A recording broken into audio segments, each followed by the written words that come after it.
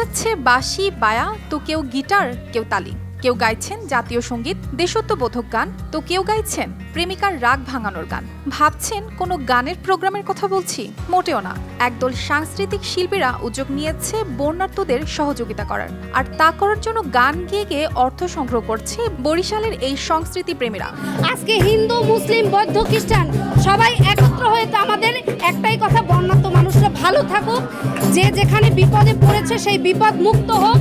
তা আজকে বরিশালের মানুষের এত ভালোবাসা, এটা আসলে আমি গর্ববোধ করি যে আমি বাংলাদেশ। বর্তমানের ভয়াবহ বন্যায় ক্ষতিগ্রস্ত বানভাসী মানুষের পাশে দাঁড়াতে গানসায়র ব্যান্ডের সদস্য ও তাদের সমমনা শিল্পীরা একটি ব্যতিক্রমধর্মী কাজ শুরু করেছে। তারা রাস্তায় রাস্তায় দেশের গান গেয়ে মানুষের মন জয় করে বানভাসী মানুষের জন্য অর্থসহ বিভিন্ন সামগ্রী সংগ্রহ করছে। বাংলাদেশের উত্তরাঞ্চলের কিছু এলাকা বন্যায় প্লাবিত হয়েছে, তো তাদের সাহায্যের জন্য আমরা গানে গানে পথে পথে তাদের জন্য ফান্ড কালেকশন করছি, এবং আমরা ছোট একটা মিউজিক গোষ্ঠী সায়র, গান সায়র, এদের পক্ষ থেকে আমরা মানুষের কাছে যাচ্ছি এবং গানে গানে টাকা তুলতেছি।